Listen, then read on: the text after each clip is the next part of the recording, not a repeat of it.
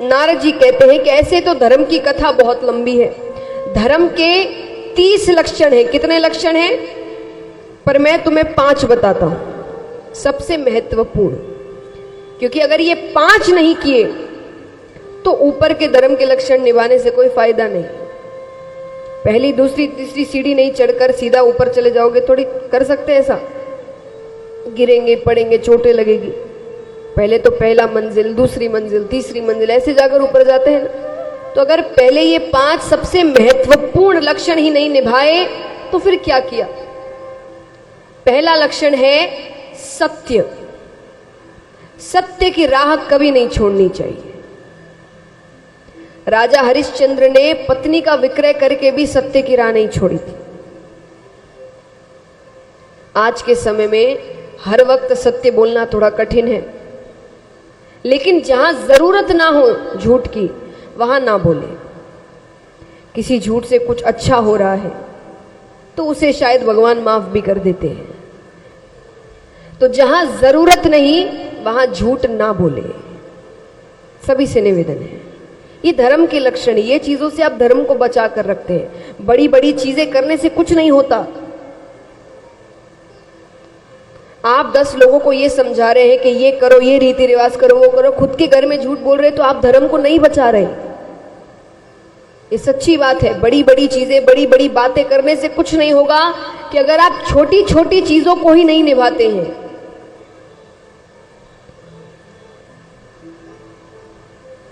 तो पहला लक्षण है सत्य।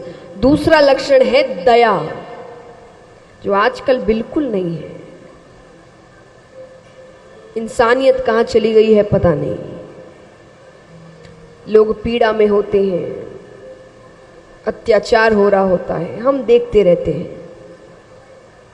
कई है जो अत्याचार करते हैं, कई उसको बैठकर देख रहे हैं, पर कोई आवाज नहीं उठाने वाला। क्यों? क्योंकि दया ही नहीं है किसी में।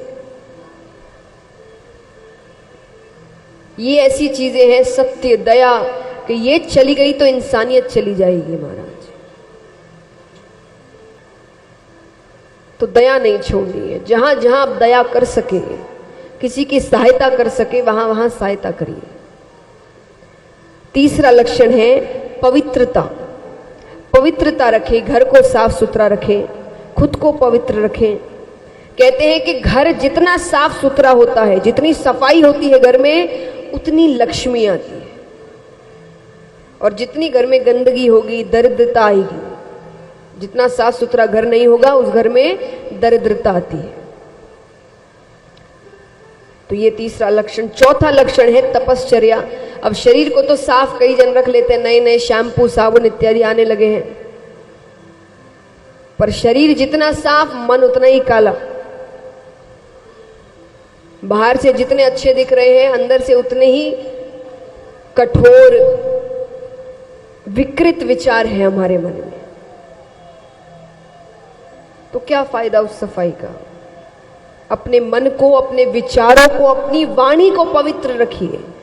किसी को कुछ कहने से पहले 100 बार सोचिए कि आप क्या कहने जा रहे हैं। और अगर आप कहें कि हमारे पास इतना समय नहीं है कि हम बैठकर 100 बार सोचें, तो एक बार ये सोच लेना कि जो भी कहने जा रहे हो ना, वो अगर कोई तुमसे आकर कह दे तो तुम्हें कैसा लगेगा। और अगर आप कहें हमें तो अच्छा नहीं लगेगा, तो वो किसी और से भी मत कहना, क्योंकि थप्पड़ चाहे गरीब को मारो कि अमीर को, लगता उतना ही जोर से। ऐसा नहीं है कि अमीर को मारेंगे तो उसे जोर की लगेगी, गरीब को तो आदत है, उसे नहीं लगती। चोट उतनी ही जोर से लगती है, किसी को भी मारो। तो बात अगर आपको मन में बुरी लग रही है तो उसको भी उतनी ही बुरी लगी होगी। तो सोचो किसी को कुछ कहने से पहले। और 5वां लक्षण है तितिक्षा, यानी भगवान जो भी दे उसे प्रसाद समझकर ग्रहण करो। थोड़ा सा दुख आता नहीं है, 1-2 काम हुए नहीं कि हम भगवान पर चिल्लाने लग जाते हैं, उनसे रूठ जाते हैं। ये पिक्चरों ने तो अलग ही नया बना दिया है, मंदिरों में जाकर चिल्लाओ उन पर।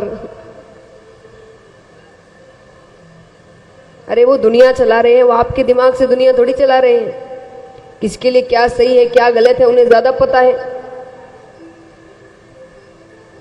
मैं एक बहुत अच्छा उदाहरण देती हूँ आपको। इस उदाहरण से आपको अगली बार दुख भी आएंगे ना, अगर आपने उदाहरण को सही तरीके से समझा तो अगली बार दुख भी आएंगे तो आप दुखी नहीं होंगे। ये गारंटी लेती हूं मैं इस बात की, अगर आपने सही तरीके से समझा तो। एक माता है, वो अपने घर के दरवाजे पर खड़ी है, मोहल्ले में कुछ बच्चे खेल रहे हैं, वो उन्हें देख रही है। उन कुछ बच्चों में उनका बच्चा भी खेल रहा है। वो बच्चे बड़े प्यारे लग रहे हैं खेलते हुए, छोटे छोटे बच्चे हैं, इतने प्यारे लग रहे हैं कि माता को उन पे बड़ा प्यार आ रहा है। और माता ने सोचा कि मैं सारे बच्चों को कुछ चॉकलेट दूं, मिठाई दूं। उनको मन किया सबको चॉकलेट या टॉफी दूं, तो वो माता दे सकती है? हाँ कि ना बताइए? माता चॉकलेट दे सकती है? जोर से कहिए हाँ कि ना। दे सकती है। तो उसने सबको चॉकलेट दे दिया, फिर अपने घर के कार्यों में लग गई। फिर थोड़ी देर बाद बच्चों को देखने आती है कि क्या कर रहे हैं। तो बच्चे बड़ी शैतानी कर रहे थे, और ऐसी शैतानी कि जो अच्छी बात नहीं है, बच्चों वाली शैतानी नहीं, बहुत बहुत ज्यादा शैतानियां कर रहे हैं। माता को क्रोध आ गया। माता ने सोचा खींच कर सबको एक थप्पड़ लगाऊं। वो लगा सकती है?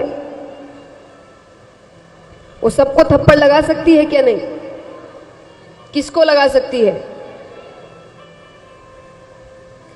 चॉकलेट यानी सुख भगवान सबको देते हैं, पर थप्पड़ यानी दुख भगवान सिर्फ अपने बच्चे को मारते हैं। थप्पड़ यानी ये नहीं, अब माता पिता थप्पड़ मारते हैं तो ऐसा थोड़ी कि भाई बोर हो रहे हैं बैठे बैठे चलो थप्पड़ लगाते हैं, ऐसा थोड़ी है। आप कुछ गलती करते हो तभी मारते हैं, है ना? कुछ आपने शैतानी की है जो अच्छी बात नहीं है, तभी आपको थप्पड़ लगता है या डांट लगती है, यानी आपको सुधारना चाहते हैं। तो जब दुख आए, कोई संकट आए या थप्पड़ लगे तो समझ जाना कुछ गलती करी है मैंने, उस गलती का परिणाम मुझे ऊपर से मिला है, तो सुधर जाओ। कि भगवान ने अपना बच्चा समझकर थप्पड़ लगाया है मुझे, तो मेरा अब कार्य है कि मैं अपनी गलती को सुधारूं। तो अगली बार दुख आए तो क्रोधित होने की बजाय धन्यवाद करना कि भगवान ने इतना अपना समझा आपको कि आपको अपनी गलती समझने का मौका दे रहे हैं वो, कि अगली बार आप वो गलती ना दोहराएं। तो ये है तितीक्षा, यानी भगवान पर भरोसा।